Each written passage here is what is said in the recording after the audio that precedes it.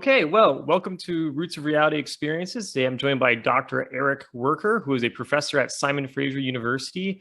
His research focuses on how countries can build more thriving and inclusive private sectors and how external actors influence economic and political outcomes. Additionally, Dr. Werker is the chief economist and co-founder of Inference Economics, a fellow at the Center for Global Development in Washington, D.C., and advisor to the Liberia program of the International Growth Center, and senior research fellow at the United Nations University Wider. In the past, Dr. Werker also chaired the academic directorate of the Canadian International Resources and Development Institute, served as an economic advisor to the president of Liberia, and is the author of many articles and book chapters, as well as the co-editor of the book Deals and Development, The Political Dynamics of Growth Episodes. So, Dr. Werker, thank you for joining me today. Thanks for having me. It's a pleasure. All right, so just starting off, when did you first get interested in global economics and development and resource development? Yeah, well, global economics and development, I think, probably goes back to a high school exchange I did. I wasn't expecting the interview to go here, but here we are. So I was, I was sort of a wanderlusting kid, and I found a Rotary exchange program, applied for it, and ended up in Sao Paulo.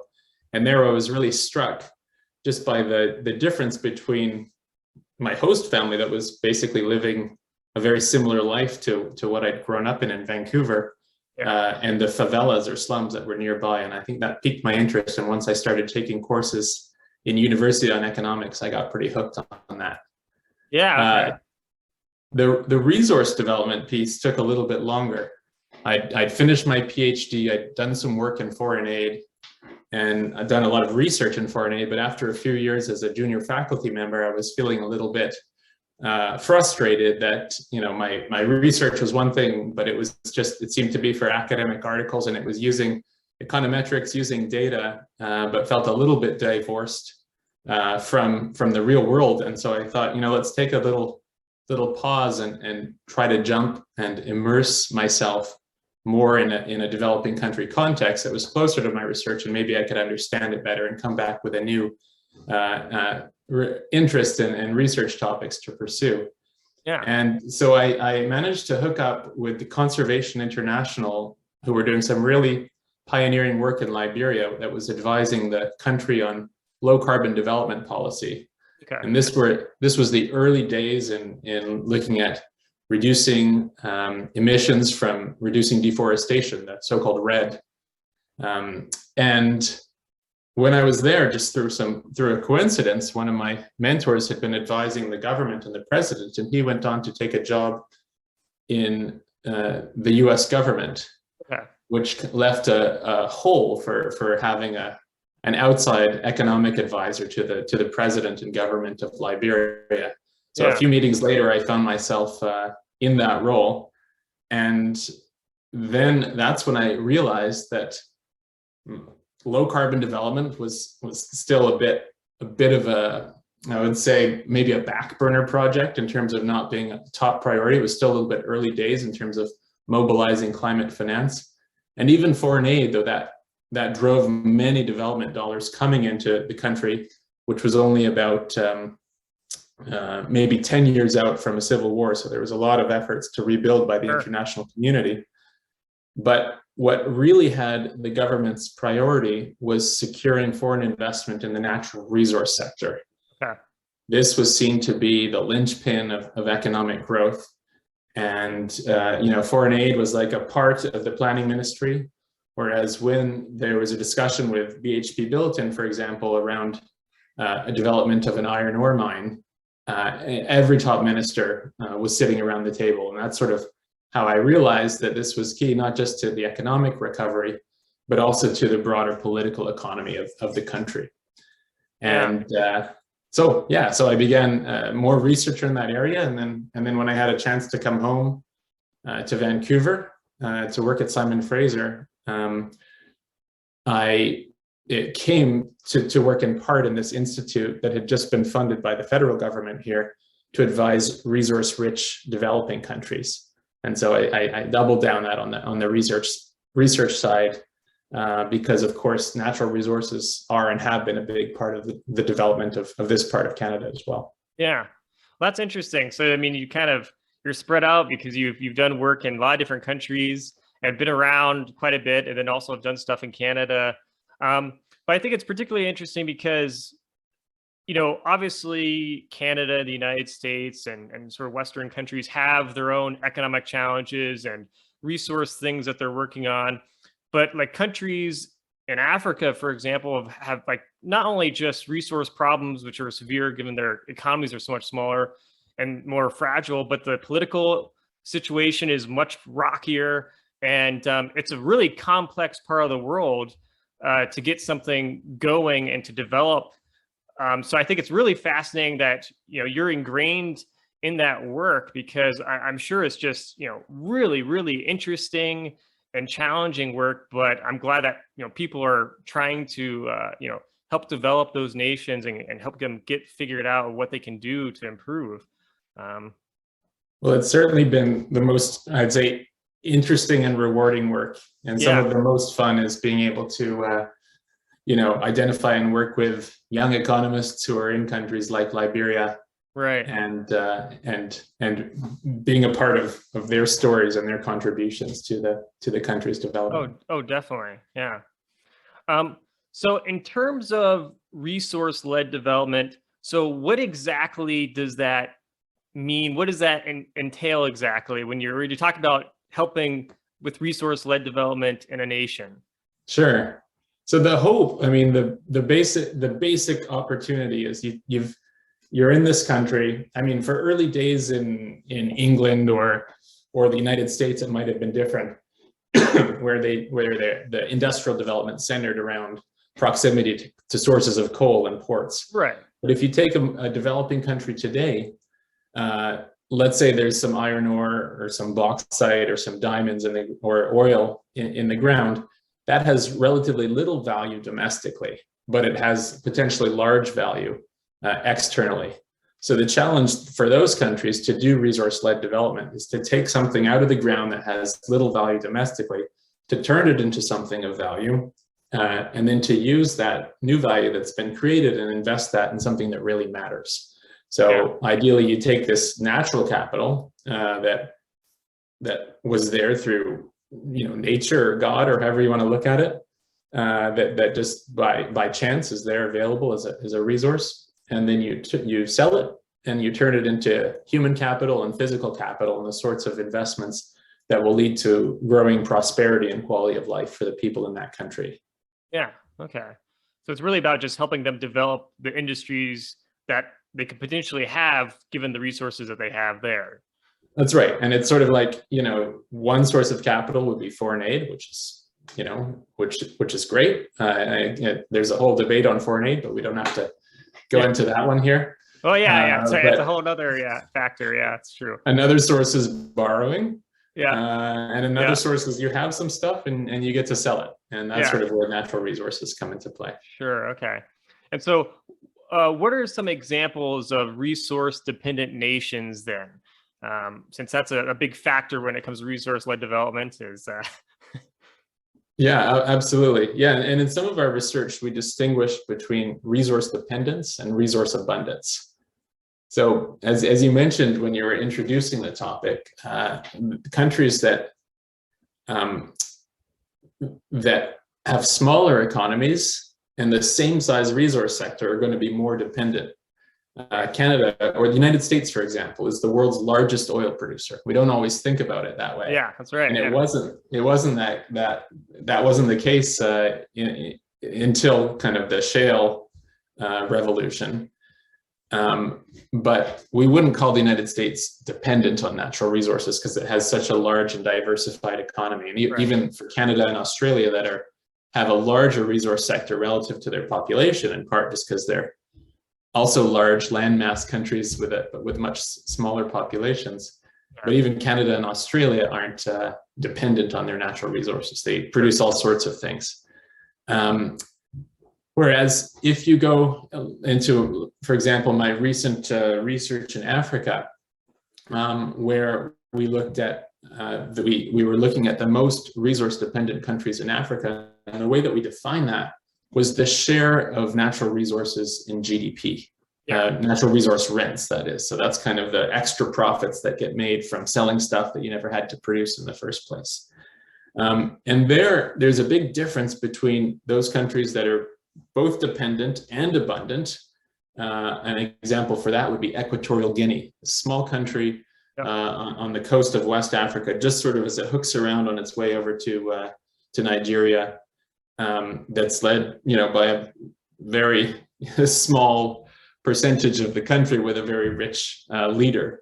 And their hydrocarbon rents per capita is about $5,000 a person. So that seems like a fair bit. And in a poor country, that can add up to quite a lot. Now you take the Democratic Republic of the Congo, which in sort of the popular impression of it is we've got kind of coltan being developed through these through armed groups that have local control over it in Eastern DRC. In the southeast, there's copper. It's just right next to Zambia, which is some of the richest copper deposits in the world. And right on the Atlantic coast, there's some offshore oil.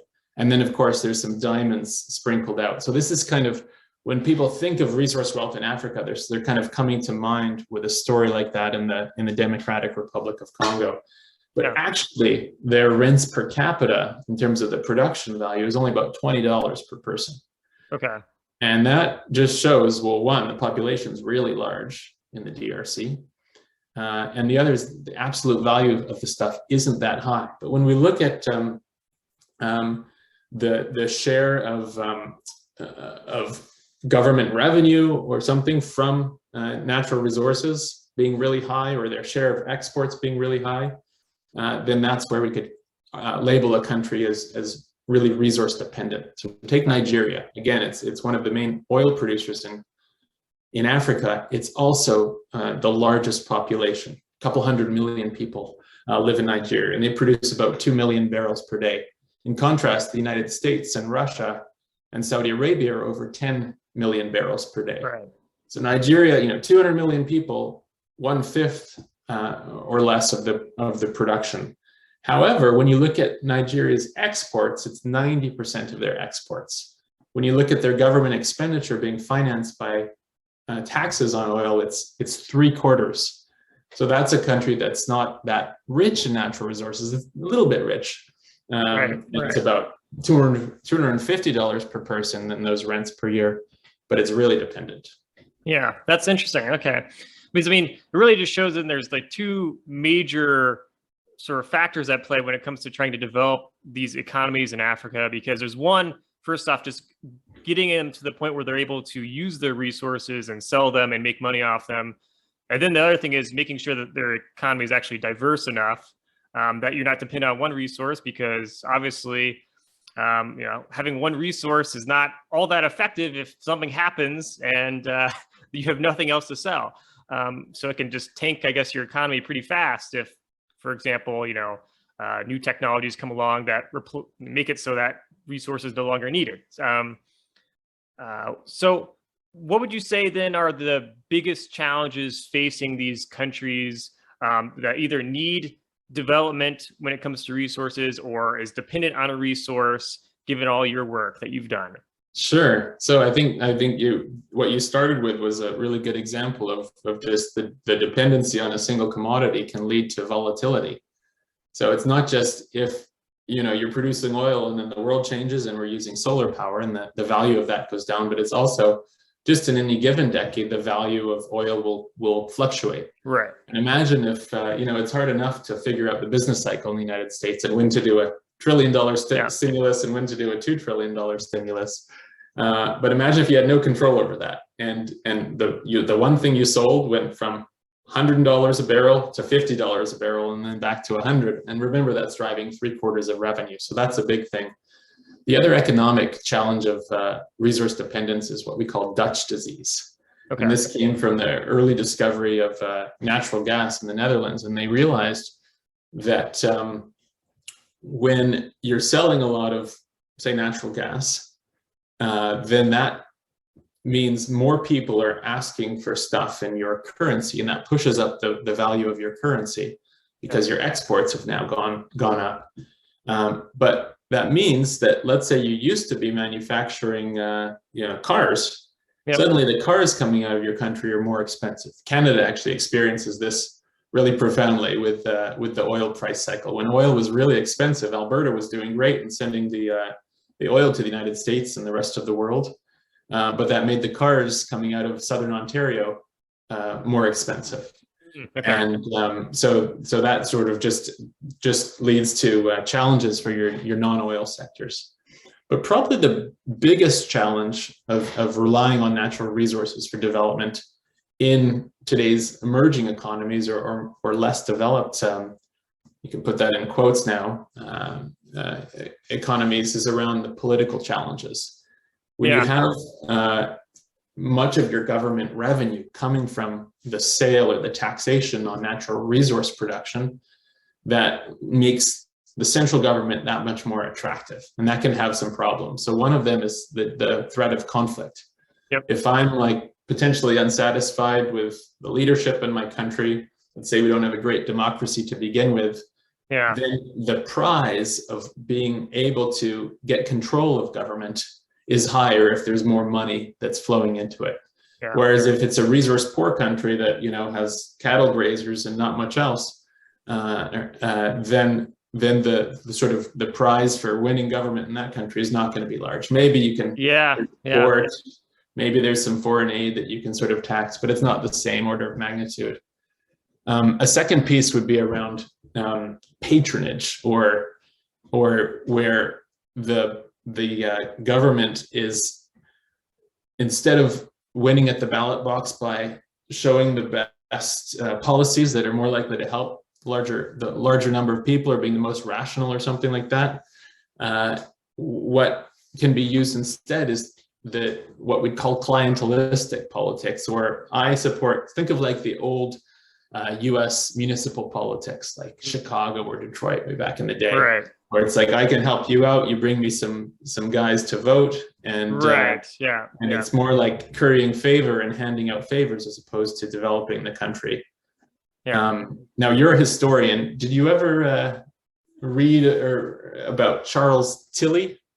As an economist, we get like these very brief exposures to real history, but he was one of them.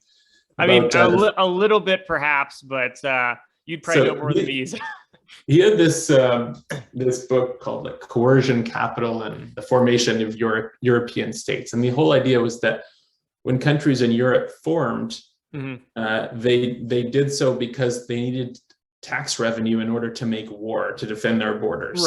Right. And so, out of these city states and principalities or whatever, you have modern states emerge, and what they did is they asked businesses and people for money, and in exchange they provided defense. And then along the way they had to provide more things in order for people to be happy with that. And then you get the formation of these states, and it's through this accountability. I raise taxes from you, in exchange I provide services and offer security. So when businesses pay money, that's what's funding the state, and you have this accountability. Whereas in the study of resource dependent countries, this concept of the rentier state emerged that described the exact reverse. And that's, I'm the government, money flows to me through our oil exports. I didn't have to raise taxes from any businesses or any people, so there's no bargain. I have to provide something in return. And instead, the bargain that emerges is I have to pay people off enough so that they don't stage a revolution or mount an insurgency. And so the accountability is flipped, and now you're kind of have a government that's not really that responsive to the needs of the country, and it's more centered around conflict, like paying people off. And then, of course, that environment can potentially lead to more corruption. If the main money in town is going through the central government, then contracts or bribery becomes more of a that's where the smart money will go, instead of starting a new company in a sector to diversify. I mean, just goes to show the complexities of when a nation was developed, and sort of how it starts to form over time, and all these factors that come into play with resources, obviously.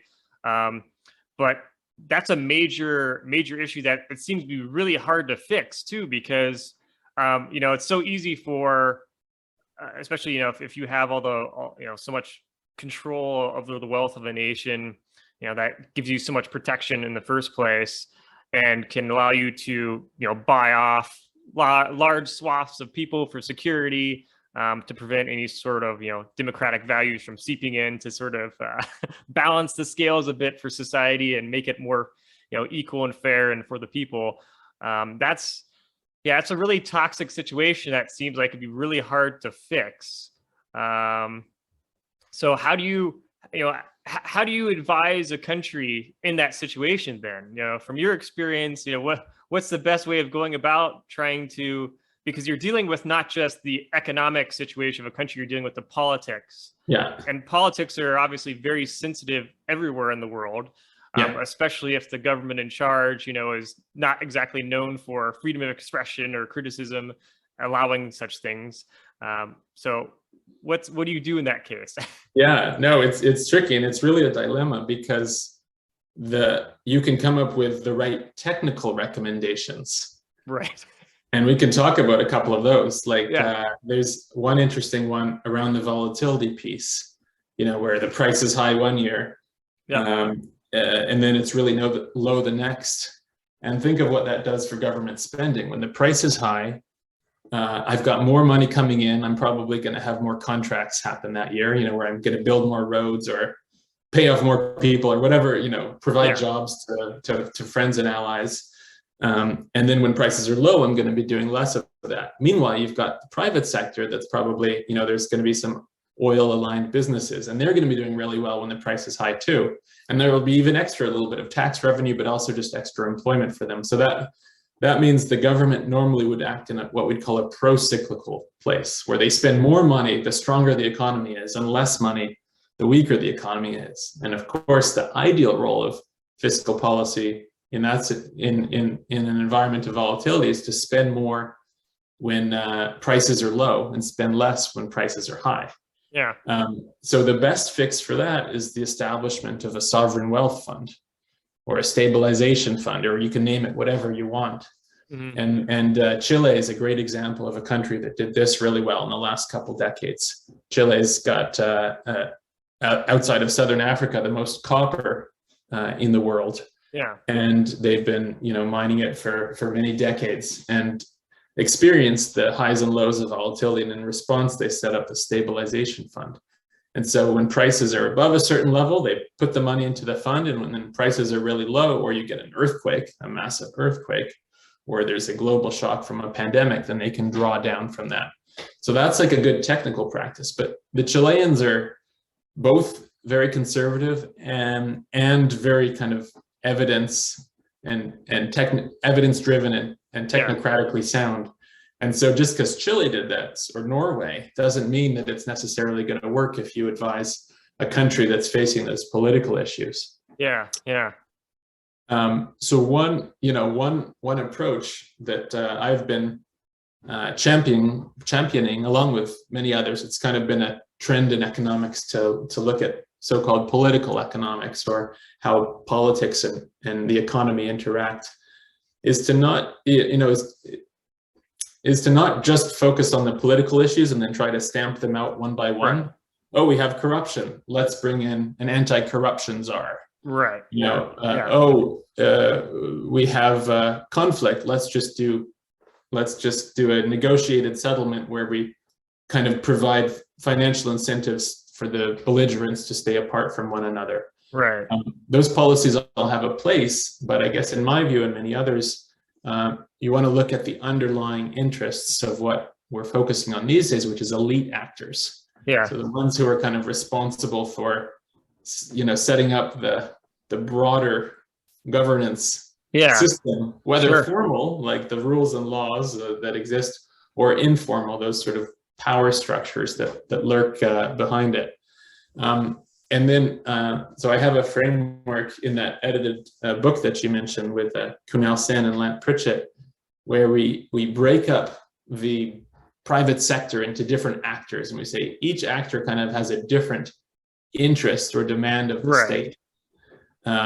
So you've got those who are going to be benefiting from the resource production and selling resources to the rest of the world. We call those firms rentiers. Yeah. But then you've also got firms that are selling stuff domestically, who might benefit from the sort of murky political environment that gets created. So, you know, for every dollar that goes abroad and profits that are there, there's going to be money flowing into the country. You know, some of it might get parked in offshore bank accounts, but a lot of it will come back. And part of how governments stay in power in those situations is, you know, you can't just stay in power all by yourself with a bunch of soldiers. But they bring in like a crony private sector that might sell stuff to the domestic market that's facing less competition from the rest of the world. Okay. The construction sector, the real estate sector, power sector, telecoms, banking, it kind of depends on the country, but those can often be sectors where you find the people with the most political power are active, and they might be the ones who also fund election or pseudo-election campaigns, right? Because they're benefiting from those structures that are created, and we call those businesses power brokers. Now, the businesses where we'd like to hear more from, we also have two more categories. One would be those who are exporting stuff to the rest of the world outside of the resource or sort of heavily rent-controlled sectors, and we call those guys magicians. So maybe they're selling computers, maybe they're selling ecotourism, maybe they're selling kind of renewable products like agricultural or fish farming exports to the rest of the world. And we call them magicians because, you know, it's not, you can't just recycle rents and have people make money in that case. They really have to, compete with firms from around the world. And also when they create new jobs, it's really new jobs. It's not just kind of the recycling of those petrodollars inside the economy. Sure. And then the final category of businesses we talk about are the workhorses. And those are just the regular moms and pops or businesses that are really competing with one another instead of benefiting from deals with the state. And so the recommendations that follow from that are, well, if now you're thinking of a resource dependent country, the problem is the main businesses in town and the most sophisticated ones are the ones who are benefiting in these kind of more controlled or high rent environments. Those are the ones, the oil exporters or the miners, and then also the ones in the telecom or banking or construction or government procurement firms domestically. And they benefit from an environment that might make it hard for those magicians selling, you know, competitive stuff to the rest of the world or the workhorses to thrive. And so, you know, what would I advise the country? Well, one recommendation is figure out a way to raise the voice of those firms and to help develop new ones on the margin or at the, if you can even just develop like a little small export sector in tourism and a really small light manufacturing sector that can export. So that's great. They might only make, you know, $500,000 in exports compared to 200 million in exports from a mining company. But if they each have a seat at the table when you're discussing policies, then, or if they're able to organize, then that changes the political discussion inside the country. Yeah. And even though we might have said, oh yeah, but there's corruption and so on, you know, no country is all corrupt. Right. And with all government workers having bad intentions, there's normally like a good chunk of people who are fighting for the right thing, and they want their legacy to be, you know, having improved their country. And so if you can listen to those voices and help them put these new economic voices who are going to benefit from a world with basically those economic reforms that would enable diversification to occur, then that can leave, maybe not this year or next year, but it's the 20, 40, 50-year game to try to gradually change the dynamics. Right. So it's kind of like, I guess, a chess game in a way, then, of trying to get the pieces put in the right spot that you could advance more people in the economy and get more people involved without interfering with sort of the established sectors of the country that are very controlled and suspicious of, you know, people coming in. and just trying to make little steps, I guess, towards something better over time. Yeah, no, and that's just one example of a policy that would sort of think about what are the real underlying interests driving these policies and their implementation, and how can in sort of a longer chess game, how do you just advance upon what one step forward. So it's not just a flashy hiring of anti-corruption czar who's just not going to have the political space to get any real work done. I mean, and I think that that idea makes total sense. I mean, even just thinking from like a historical perspective, because the goal at the end of the day is trying to reform things over time and make things better for a country. Because, and with what you do essentially is basically you're trying to help advise countries to prevent major economic problems further down the road by creating greater economic diversification, because every nation wants to avoid, it's in everyone's interest in the nation to avoid an economic crisis. That's something you don't want to have, whether you're a dictator of a country or you're a poor farmer. No one benefits from that.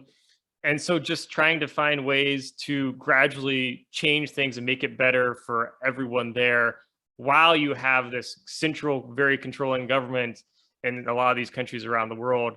It's a complicated process, but I think it's really the process that's the only way forward, because the alternative, I suppose, is people trying to overthrow the government, which in many cases doesn't exactly, I think, work out historically. Many revolutions just lead to new sort of regimes that control everything, and lots of people are dead. So it's really interesting, sort of the role that you play in trying to help improve things in such a complex atmosphere. Well, I wouldn't overstate my role, but it's part of the broader agenda. Right, yeah. To do that. But just the fact that you're willing to be a part of that situation, though, and try to make things better, I think is really, really important, because obviously there's so many factors at play that you can bring expertise that someone might not have there that can help make a difference. So, or the expertise is often there. It's a question of when it has the right in the moment to be listened to. So take Indonesia, a country that if you were looking at it in the 50s or 60s, you would have said this is a resource-dependent country. The tin, hydrocarbons, and very little in terms of other products and manufactured exports. And you look at it today, and there's still a natural resource component of the economy. And actually, if you look at the political economy, that's where a lot of the murkier stuff is. When there are corruption and local kingpins, and people being bought off in government, or new powerful entities being set up, it's often in those sectors that are close to natural resources. But the share of the economy where that is happening has been declining over time, as Indonesia has sort of just chugged away with 4 or 5% GDP growth per year. And you do that over 2-3 generations, and it's a middle income country now with very little extreme poverty, and most of the sort of shady stuff that happens is in sectors of the economy instead of the whole center of government and power. So, and that's just, I guess, an example. It shows that there's hope for, any country to help pull itself out of the problems and improve and grow. So I think, one of the things, because, people listening to this podcast come from, various parts of the world, one of the things is just to, show that, everyone anywhere can make a difference where they live, and they can help improve their country. And they can, because everyone needs to improve their country at the end of the day. So we're all kind of in the same boat of trying to make things better. And I think, that situation, like you mentioned, Indonesia, and with the work that you do, it's just shows that there is hope to improve things, and there's opportunities. It sounds to me that you think that there's always chances to make things better, and that those things are real, and it's doable, if I understand correctly. So. Yeah, very much. It's harder in some places than others. So sure. Michael Ross, who's at UCLA, and I have just been working on a paper on looking at diversification successes in Africa. and you take the last 20 years, which is where we focus on, and this was during what we'd call a commodity super cycle. Oil prices and other commodity prices got really high. I guess there was kind of a couple peaks, one right before the financial crisis and one right around it, and then one a few years later. But compared to the 90s, when oil was $20 a barrel, this was just an extraordinary period of developing revenues and rents for those countries. So what we looked at is, has that left resource-rich or resource-dependent countries better off, having benefited from that big commodity super cycle? And what we found was that we compared those countries that had more resource rents, to those with less, and we found that they did a worse job on many dimensions. Okay. So even in spite of that,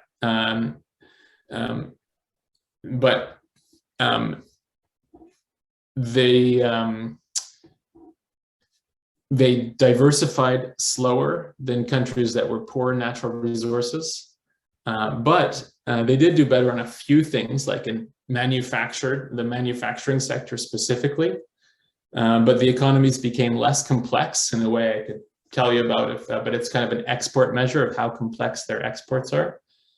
They had lower institutional quality. So these sort of, when governance experts measure how the quality of institutions, those that are in more resource-rich countries had worse institutions, and they actually got worse over the 20 years rather than better. Interesting. Okay. Human development proceeded forward, but at a slower pace than the resource-poor countries. And so, I guess the two broad messages from that is, one, like things did actually get better over that period of time, particularly their income levels.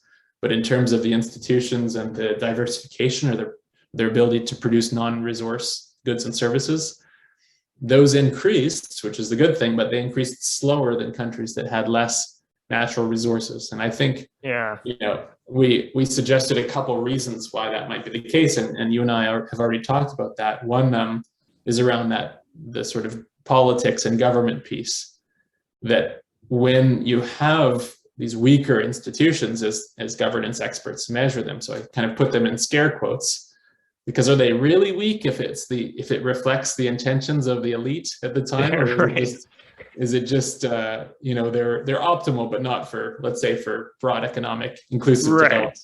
Yeah. And those institutions are sticky, we argue, for what you and I have talked about, because there's business interests who benefit from them, there's political interests who benefit from them, and because there's not that mutual accountability with taxpayers, then there's kind of less of a push from actors in the economy outside of those who are part of government. And then on the economic side, we also say why it's harder. So there's this complexity research comes out of a Harvard Center for International Development project led by Ricardo Hausmann. And another of their research contributions has been what they call the product space. And you can imagine everything that you export that's a good, and then mapping it. And the insight here is that countries that produce, say, pants might be able to produce shirts. Sure. And they're pretty similar in terms of the machines that you need, the talent that you have. And then countries that produce, that assemble calculators might be able to assemble computers. Right. Or if you make cars, you might be able to make helicopters. And so, but on that product space, when you map things that are really close to each other, there's like this dense network of stuff. And then there's a few products that are really far from other ones. And those tend to be in the natural resource sector. Okay, so in other words, if you're good at exporting copper, you can't make shirts. You can't make helicopters. Right. And you probably can't even make copper wire. Yeah. And so that makes it, and then you throw this on top of a world where, East Asian countries, as we've just seen, in the US over decades, losing manufacturing jobs to East Asia and other countries, but principally China. You just see how hard it is to compete. So it's one thing, imagine American manufacturers who already have a factory set up and have workers in there, and they're closing down that factory. Now imagine, Equatorial Guinea, a tiny country that only has one real export on the product space, and it's oil and gas. And they're going to start manufacturing something. Like it's really hard to do that. Definitely. That's right. Yeah, if countries in like the U.S. are having issues, then you can only imagine the problems facing the really small countries that are stuff, have lots of poverty and stuff, and around the world. I mean, that's just totally. And they're not cheap countries either. Like my wife and I spent a lot of time in Liberia, and some things are cheap, but other things, if backpackers hanging around Thailand, would probably eat for 5 days when we ate for one. And Thailand has a higher, educated workforce. So if you're going to set up a factory, it's not only cheaper, but it's also more productive to do it in that country as opposed to a resource dependent country in Africa or some other part of the world. Yeah, sure. I mean, there's a lot of factors at play that go into that. And so just changing subjects a little bit, what exactly are you doing currently for research? Well, we're still putting the ribbon on that Africa diversification paper. Sure. I have a related research agenda that's not so much at the national level. Okay. Yeah. But it looks at what happens when there's resource production near a community. And this might be in the United States or Canada or Australia, or it could be overseas in a developing or emerging economy. And one particular, so what we haven't talked about yet, we've talked more about the challenges at the national level, but there's also challenges at a local level for resource production. Right. And the big thing there is that those tax revenues and then the associated kind of jobs in ancillary or else domestic protected industries that get created tend to be in the capital or in the big cities. Yes. Whereas the actual resource production, and with it the environmental damage and the social disruption, happens where the resources are, which is usually in the hinterland somewhere. Right. And in places like Canada, that might overlap with a claim of traditional territory by an indigenous group. Oh yeah, or sure. In the case of a gold mine in Ghana that I did research in, that's where a farming, kind of a subsistence agriculture community lived. And so now this foreign investor gets the right to start mining there, but there's actually a village of 2,000 people living there. Or in Canada, it could be this is hunting and fishing grounds that sustains the cultural and traditional livelihoods of an indigenous group. Or in Latin America, it's a huge issue, and it would be a combination of those kind of cultural as well as economic and habitation. Yeah. And so one solution that's been set up has been an agreement between the company and the local community, which in Canada we call an impact and benefit agreement, or in overseas it might be called a community development or a community benefit agreement. And so, this is kind of a way to try to mitigate some of the negative impacts and even share in some of the upside of the resource activity with the local community. So what would that entail, like financial benefits for the communities then? I guess the three big categories would be financial benefits, which would be, those could be structured in the case of the gold mine in Ghana, it's $1 per ounce plus 1% of net profits goes to a community foundation that can then be spent on development projects. And then often there's job preference for locals. So it's not just we're mining in Mongolia, we're going to employ Mongolians, but we're mining in the Omnigovi region of southern Mongolia, and we're going to employ people from the region.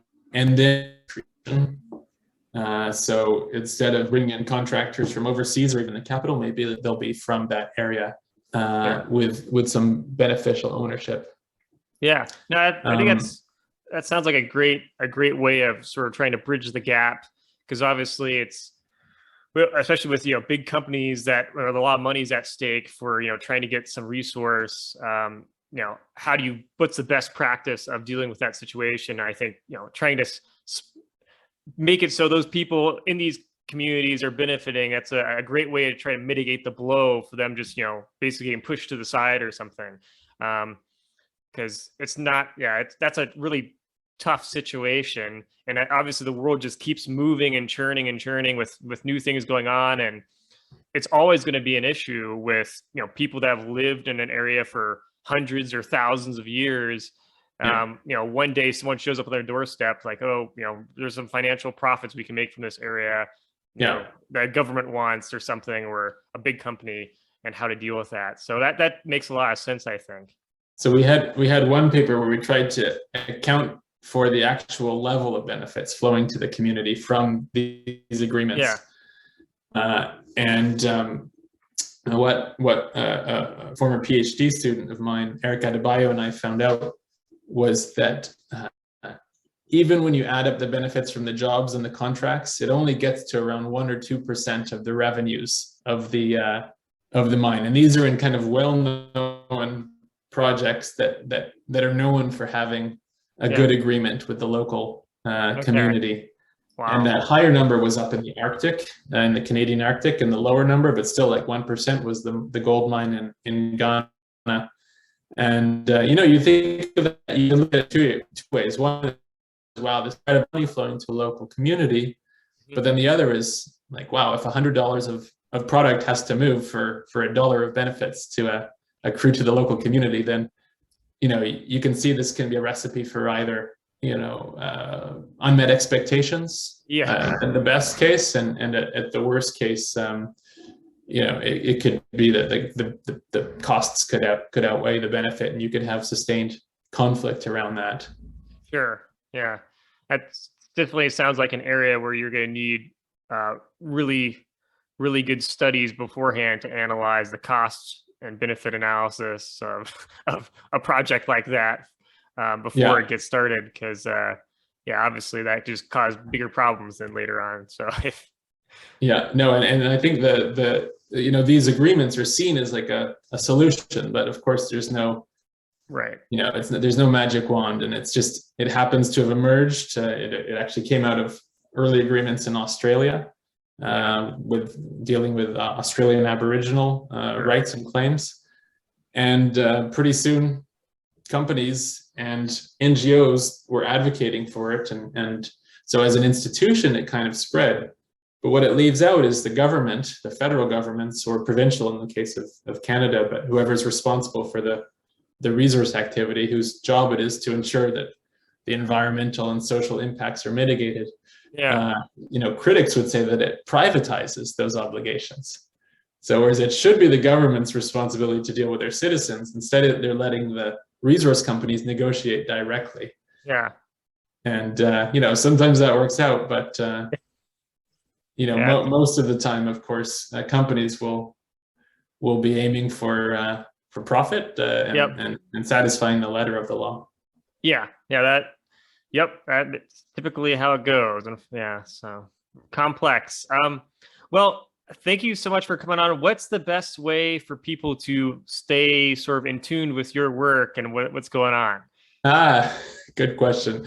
I'm not too active on social media. I should be, so I can promote our discussion here. But my website on Simon Fraser University would be the best way to find me. Perfect. Well, thank you so much for coming on, and thank you for the work you do. Obviously, there's a lot of value in trying to help out different countries around the world, since it's really important, obviously, to help combat all the issues that go on in societies all over. So, well, it's been a pleasure to speak with you, and thanks for an interesting conversation.